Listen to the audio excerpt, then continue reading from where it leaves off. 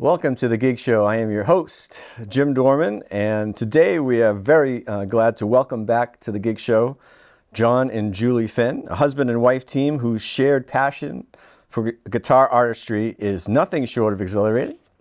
With decades of combined professional experience, Jon and Juli, after unforgettable performances that showcase their extraordinary technical prowess, and raw emotion. Jon is a renowned guitarist and Berklee College of Music faculty member since 1988, celebrated for his pioneering work in progressive fusion and modern rock improvisation.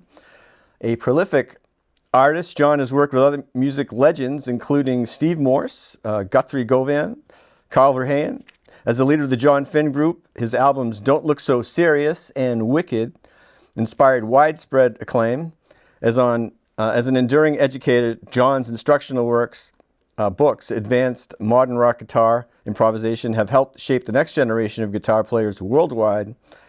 And Juli Finn, a versatile guitarist, singer-songwriter, and educator, brings her own unique sound to the duo. With a master's degree in songwriting, bachelor's in guitar performance, Juli has honed her craft not only through teaching at Berklee College of Music and Shenandoah University, but also as a self-produced recording artist. Her album Shimmer and Glow and her viral guitar performances on social media, especially her solo cover of Comfortably Numb, you know that one, amassing more than 1.3 million views, have garnered widespread recognition for her soulful playing and compelling songwriting. Together, Jon and Juli Finn's beautiful blend of fiery solos, intricate harmonies, and musicality captivates all fans witnessing them live and in recordings. You can learn more about this amazing duo at julifinn.com, jonfinn.com, or view their latest performances, videos at Juli Finn Music on YouTube.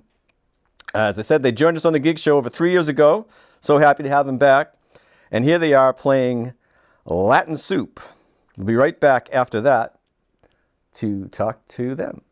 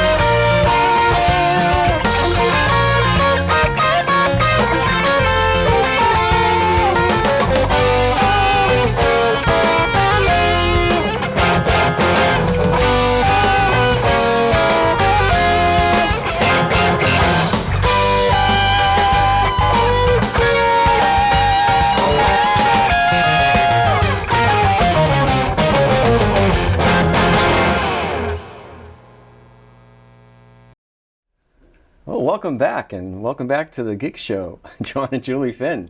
Thank you so much for having us. We're excited to be cool. back. It's great to have you. And that song was fantastic. Is there any story behind that? Can you fill us in on that? I can't stop. I want to get up and salsa dance or something. So, but I suppose there is kind of a story to it. I mean, I've always loved Latin music, and when I wrote that song, kind of what happened was I was hired to go out and play a concert in Worcester with a Latin jazz big band. Wow. So, so the band was 5 trumpets, 4 trombones, 5 saxophones, guitar, bass, drums, and Latin percussion, and a girl singer. Mm-hmm. And, all the tunes were like these traditional, Latin, Brazilian, kind of tunes. I couldn't imagine why they hired a guy like me to do it, because the musicians there were just incredible, and I came away from that experience, really just like, those tunes and that feel were just kind of like running through my head like for the next couple of days. Right. So I kind of sat down with my guitar one day, and the tune kind of wrote itself. Yeah. So I mean, maybe what's going to happen is somebody's going to come knocking on my door. Hey, that's my song. I already wrote that. I hope not. Oh, that sounds like the way to do it. You can immerse yourself in it. You immerse yourself, and sometimes, most of the songs that I write, I'm kind of fighting for them. Mm-hmm. But every once in a while, you get a gift, where the song sort of writes itself. Yeah. And I know Juli can relate to that, because I've seen you do that many times. But which, by the way, living with her is like, that's another part of it, is that when you live that close to that much talent, you can't help but be inspired. Yeah. That's the story.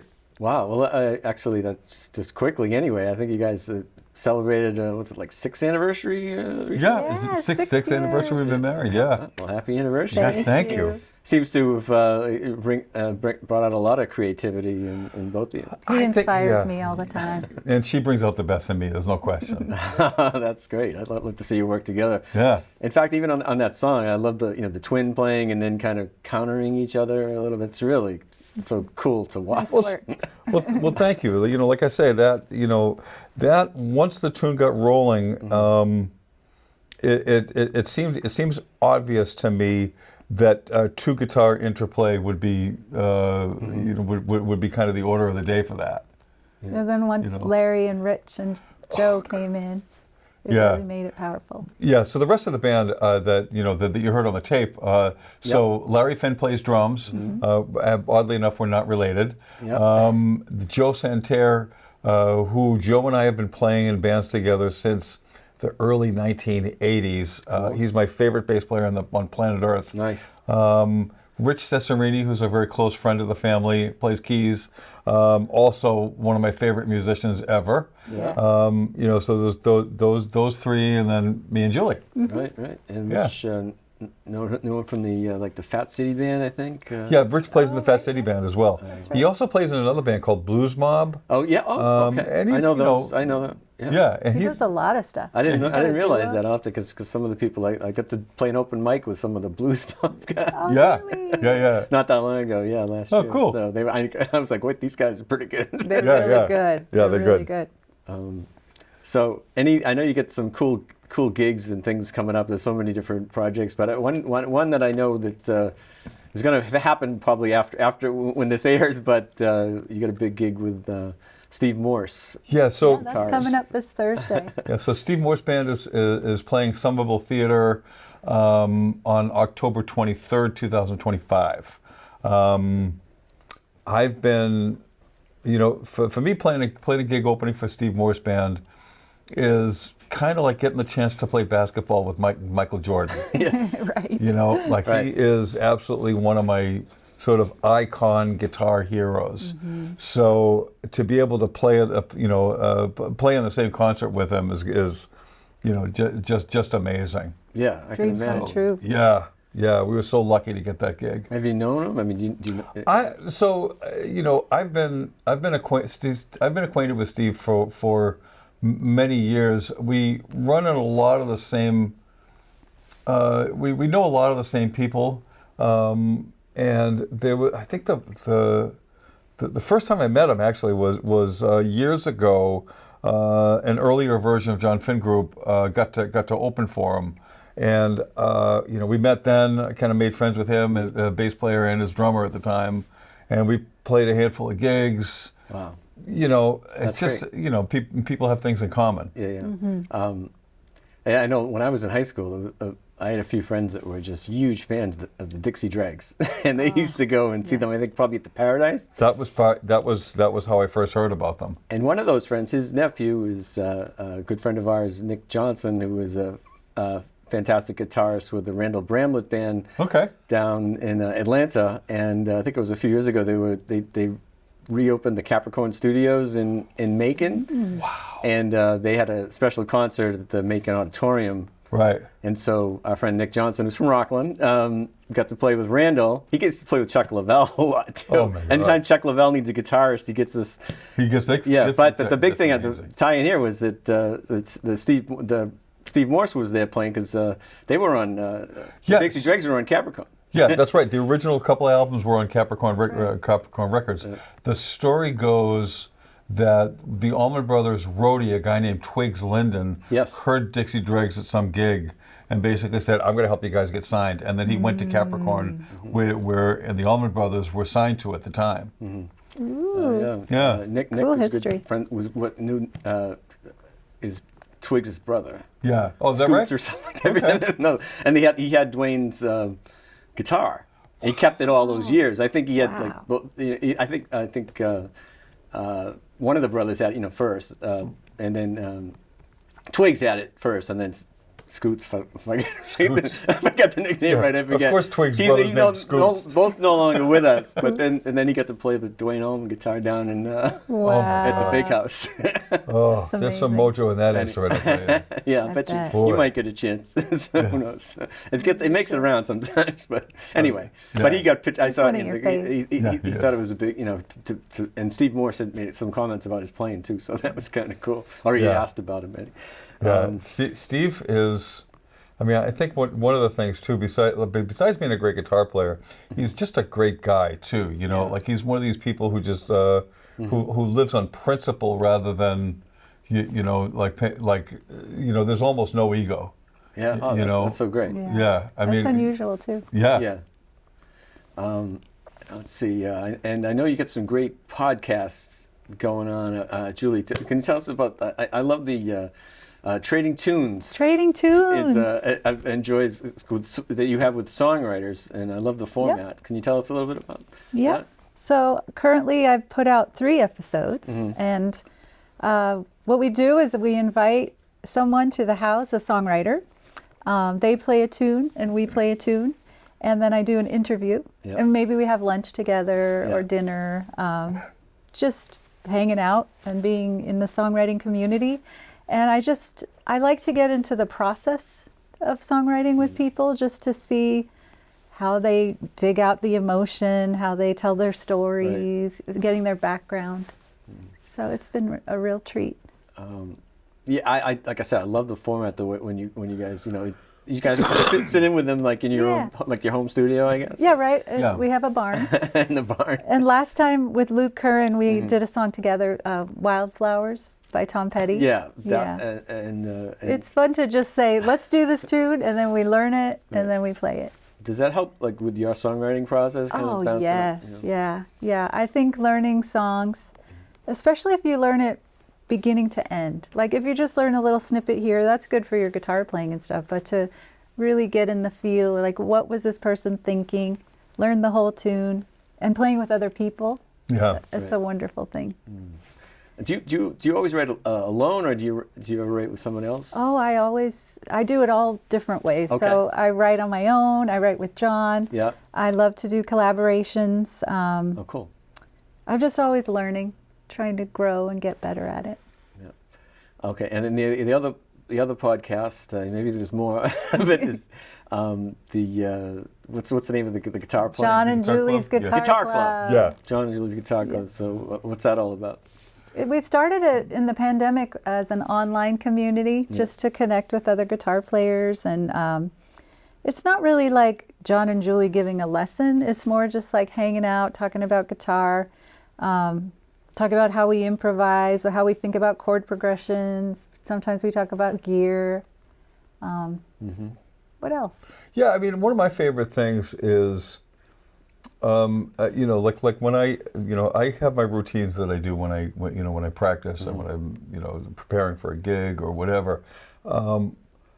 But at the same time, it's like if you do things a certain way, you're going to get a certain result. And I'm always looking for just kind of new ways to do things, to kind of shake things up a little bit, to kind of keep it fresh. So Right. I think that was part of, what we were hoping to accomplish with Guitar Club, is just hear other people's points of views.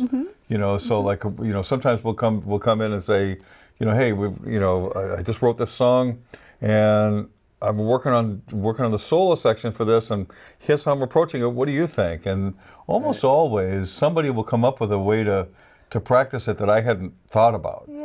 And so what's so cool is there's this sort of exchange, of ideas and feedback and point of view, and it's really great. And and Julie's right. We started it during the pandemic when the world We kind were of so froze, isolated. right? We just wanted to connect. Yeah. It was tough for musicians, but that was a good way to Yeah, Well, we meet once a communication month. going. People can join us via Zoom, and then we put it on YouTube. after. Yeah. So if you go to julifinn.com, JULIFINN.com, and then click on the link to Guitar Club, you'll see all the information there. Yeah, and well worth it. I really enjoyed listening, and it's all the different ideas coming up, and how you talk to younger guitarists, or just different ideas. It makes me think of like you have one of your many projects is a Steely Dan. Yeah, No static. I play with a Steely Dan tribute band called No Static. Right. I've been doing that for just almost 2 years now, and that actually happened kind of by accident. Their regular guitar player got COVID, and like 2 or 3 days before they had this gig at City Winery, so they called me kind of in a panic. It's like, how much Steely Dan do you know? And I said, well, I know 3 Steely Dan songs. And I said, well, can you learn 20? So I kind of, what I said to them was, I said, look, I'll come, I'll do my best. I can't guarantee perfection on everything, but at least I can show up, And soon after that, the guitar player actually moved out of the country. Yeah. So then, so at that point, I got the call. And of course I said, yeah, I'd love to do. I mean, Steely Dan's one of my favorite bands, so it's a fun side project. Well, I like how some of the people that you have on Guitar Club mention. They have a lot of other bands, maybe some metal bands or this or that, but a lot of them mention Steely Dan and my favorite, the Allman Brothers. Yes. And so I always like that. There's some in there makes me kind of think about when I was in 1992. I went to the Allman Brothers, and Wow. and Dickie was. So Dickie was still in the band at the time? Oh, he was. Oh, certainly. Yeah, even in the '90s, he played a lot, but he didn't. He ran into a little trouble in Syracuse, Right. New York. So so Ozzy's guitarist. Jake E. Lee? No, Zach. Zach Wild. Zach Wild played on. On a, I think it was Sunday or something, and it was it's amazing Wow. thing. Was it good? Well, you know what? I A loved lot it. of people say it was the worst show ever, but I think the crowd was crazy. The thing was, Zach was. He said he knew he was a huge Allman Brothers fan. He had kind of a tribute band for like Southern rock tribute band. Oh, cool. So he showed up and he knew all the songs and worked out things with Warren Haynes, before. And but he didn't quite get the Allman Brothers ethic, I guess, or whatever. Not, I mean, or whatever. What the word? Word? Ethos, I guess, because he was like standing up on, monitors and and spitting out like water or beer, or he took like his hat off and put his hat on Warren, and they said, and they had to do like 2 more weeks, I think, without Dickie, and Greg said, I think that was a little too flamboyant. But it was the crowd. I was there, and there was Did the you crowd see it? was loving it. Oh my I mean, there was a lot of crowd that was loving it because he was so enthusiastic about it. So I well, felt bad that they imagine. didn't. You must have been so excited. Jim, you've got such an interesting, you've got such an interesting life. Like you were, like I think he was there when Apollo 11 launched, right? You met. Well, were you just telling us earlier that he met Derek Sanderson and Bobby Orr, right? And then met Don Was in Jackson, Wyoming, of all places. Yeah, well, I love that stuff. Sorry for name dropping, but I do like the name drop. Yeah. I mean, you're not supposed to do that, but. No, but it's a lot of fun. I mean, Don Was is walking at me in Jackson, Wyoming. I'm like, and you saw Zach Wilde play with the Allman Brothers. Yeah, Right. yes. People talk about it like there really isn't any video of it. It was pretty amazing, but you guys, while we're at it, so you guys make an annual. Is it annual to Jackson Hole? Yeah, well, Almost? it's been annual. It's been roughly annual. Yeah. Why is that?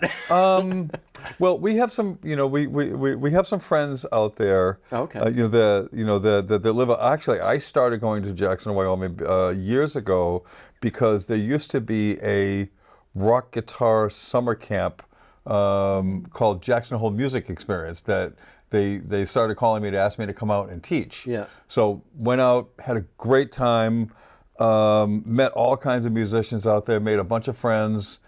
And then, later on, I started a band with a friend of mine that was kind of like a 70s classic rock band. The Experts? Called the Experts. Yeah. Just a bunch of friends of ours that just like playing that kind of music. And as it turns out, he owns a couple of condos in Jackson at the Four Seasons of all places. Wow. So, he called us once and said, "Hey, do you think we could go out to Jackson and play some gigs?" And I was like, "Yeah." Okay. The stars were aligned. Yeah, the stars were aligned. We went out, and there's a. They really loved us. Yeah, the thing is, in Jackson, most of the bands that play in Jackson Hole are going to be mostly country and western bands. Yeah. Bluegrass. Or bluegrass, or something along those lines, just because of the area. So we come out, we're playing, Toto, Eagles, Doobie Brothers, 8 Boston, and there's 8 people on stage. We were like aliens, to them. So, so ever since then, the club we've been playing at want us to come out every time we get a chance. Yeah. The challenge is, it's an expensive proposition to get everybody out there, to do it. So we can, so we tend to limit it to once a year. Well, that's what I was wondering. You get the whole band And our gear. And the gear and everything, and figured it all One time we out. drove, but we were just too crunched because we had the either end of the trip was just packed with stuff, and we didn't have much wiggle room. It's nothing. Flying into Jackson Hole through the Grand Tetons is that's an experience. Pretty amazing. Yeah. And every time we go, we try to do something outdoorsy. Yeah. And then, Like didn't you whitewater play one of the rafting. gig outdoors? Or? Yeah, we've done the Yeah, we've Teton done- Village Music Festival. Yeah. Yeah, there's a Teton Village. There's an area, like a resort area called Teton Village. Yeah. Near there, and like at the foot of the mountains that they have all the, they've got this great outdoor venue, and we got to play there one time. It was maybe, I don't know, what do you think, I 5, saw a 6 Tom people there. Petty band there. Yeah. Okay, so you know what we're talking about. Yeah. It's Tom Petty beautiful, tribute isn't it? band. Yeah. Wow, that's Which so I felt cool. bad because I had to tell Don we were going there.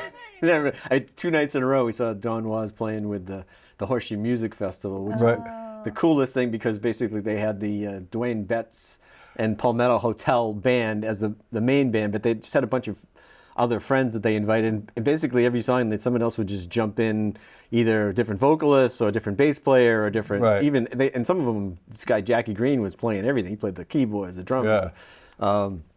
Eric Krasno was the music in charge of the music for that. Anyway, so it was just, and the mountains are all around you. I mean, it's just kind of cool. You look around. Anyway. As far as like that area is just absolutely stunning. Like physically, to just see it and to be in the middle of it. You never know what music's going to bring you, right? Yeah. And that is, it looks fake actually. Like Jenny Lake, you look. Yeah, it really does. Yeah. He's right. postcard. Jenny's Lake looks fake. So let's see. So we mentioned that.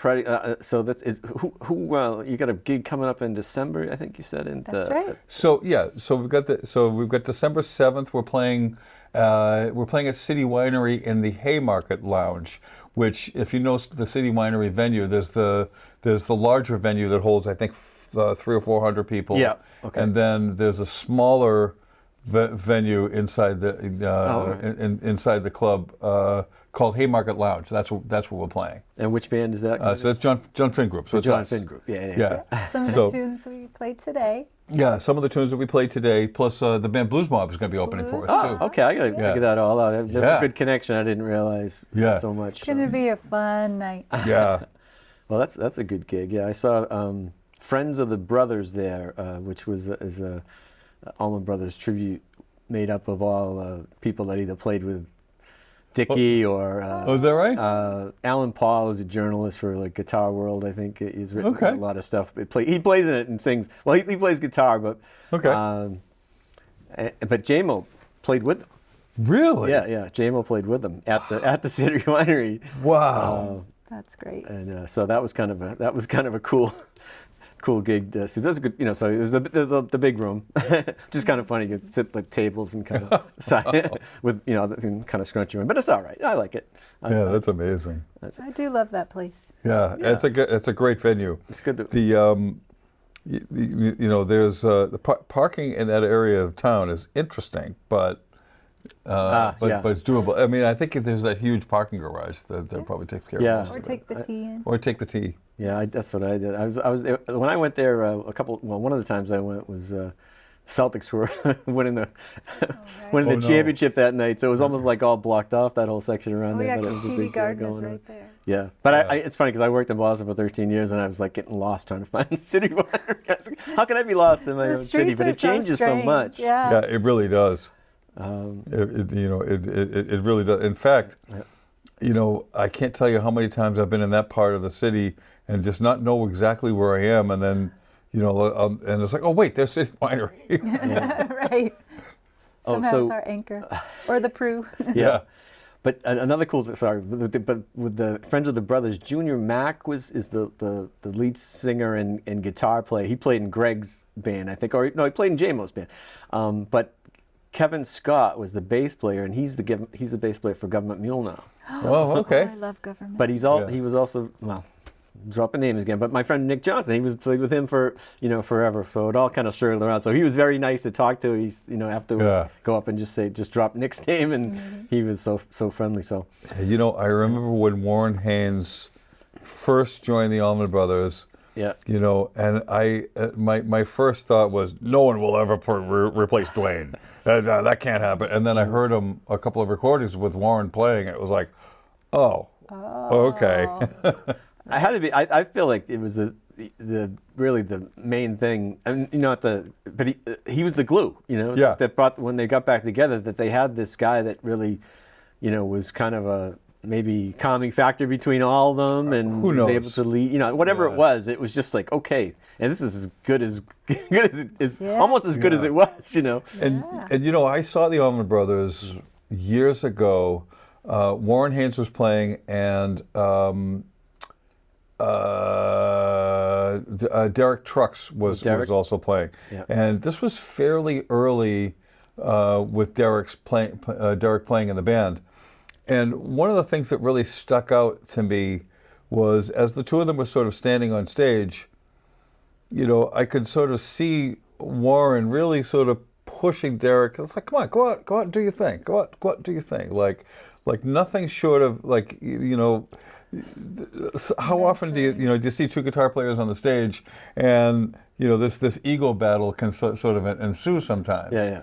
And when I saw the two of them together, like Warren was really like pushing Derek to kind of. I was like, no man, get out there, like do your thing. Like, I got you. It was really cool. Those and two by the together way, are excellent. Playing with Julie is exactly like that. She. every time I start making all kinds of mistakes, she's the first one. There. John never makes any mistakes. No, you guys are good together. I think of Susan Tedeschi and Derek Trucks because they kind of, Susan is no slouch. You guys guitar. are, in the same. Yeah. I don't know which one's my favorite married guitar duo. But yeah, We always like to tease. We're the cutest. Yeah, they're the second coolest guitar. Okay, the second. guitar Yep. Yeah. Any recorded music in the works So coming out? so we like that? we're still we're still wrapping up Julie's solo record Shimmer and Glow. There's 10 tunes. Yeah. And we're in the process of recording a new Jon Finn Group record. We have, I 5 think, tunes? 10. Well, right now we've got 7 tunes that are in process, and there's like 3 more that we haven't started yet, but we're planning to include them. So we're looking to have 10 tunes for the new record. Hopefully, before the end of the year, it'll be out. Yeah. We're and on vinyl. And on vinyl, we're going to be doing the new Jon Finn Group is going to come out on nice. like Okay. digitally, but I'll also have to on get one vinyl of too. those. It's nice to watch the vinyl. It We sounds just good. recently got a record player. I hadn't had one for a long time. I got Yeah. one not Such a too long treat. ago. So I It still just- have some LPs, but It makes listening an Yeah. experience. the whole thing was, it's really lost art. But the album cover and clean the record off. Yeah. Right, well, I that's- Put feel it like we on. just Decide sit which and side listen. you're gonna listen. Yeah. Right. Exactly. Yeah, that was one of the things that I remember being a kid going up to my room.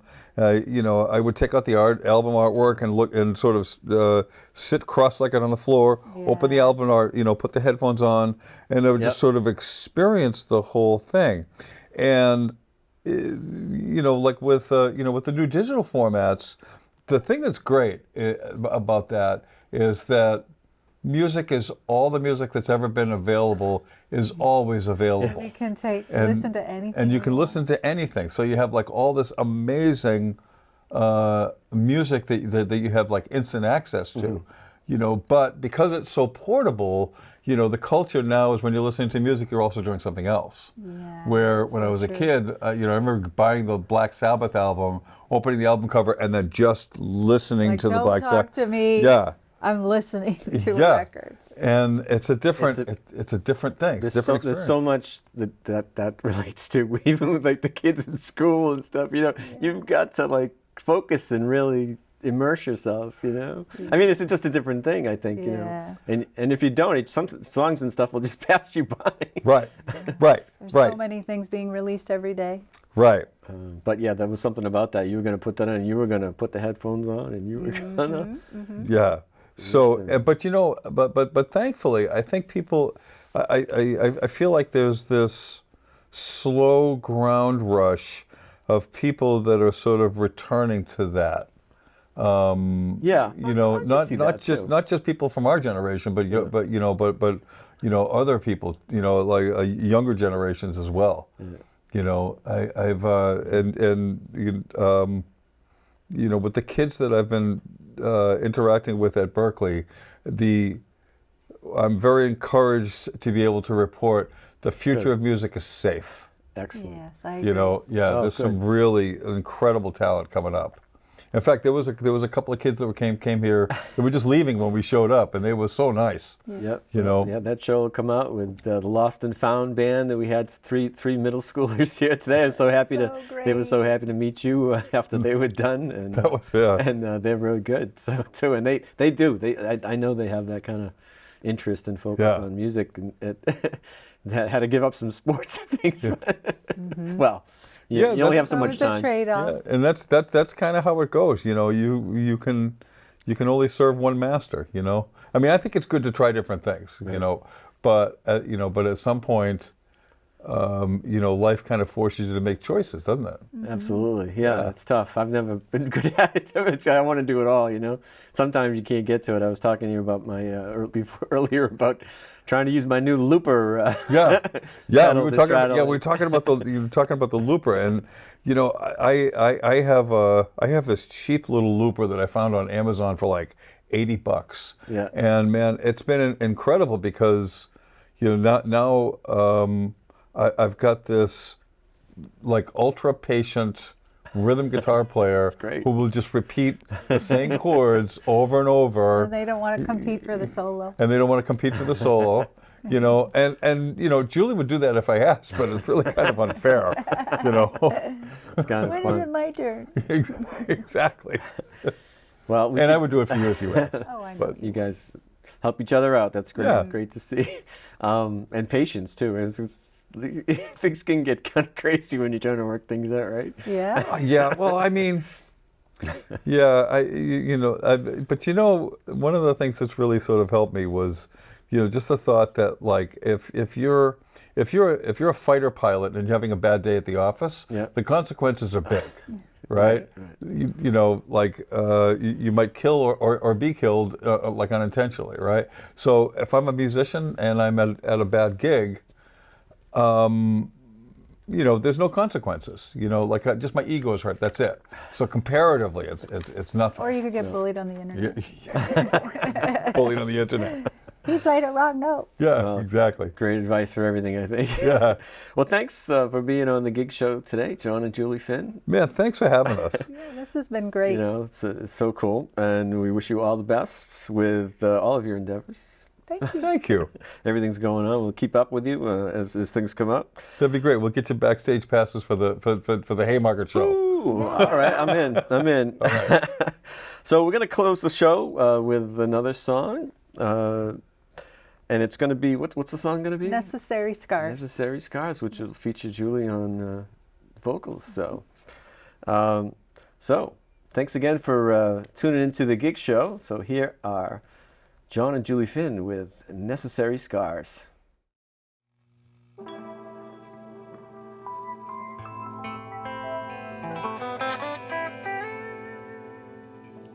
I can't breathe, I can't feel the knife slice through my skin. Fresh wounds that cut deep, pain from the outside in. Will I be free from what's killing me? Why is my body broke? I should have died, they saved my life. The trauma goes unspoken. Wounds will turn to scars. Since I've been around the sun, I found it to be true. I can't escape life on earth without a scar or two. These are necessary scars, necessary scars. Would I be without them? These are necessary scars, necessary scars. Who would I be? Who would I be without them? I left my heart torn, lies rejection of sight. I felt the sting killing me, pain from the inside out. Rage turned to flames, I turned it all around. With welfare and 3 jobs, I nearly lost my mind. Wounds will turn to scars.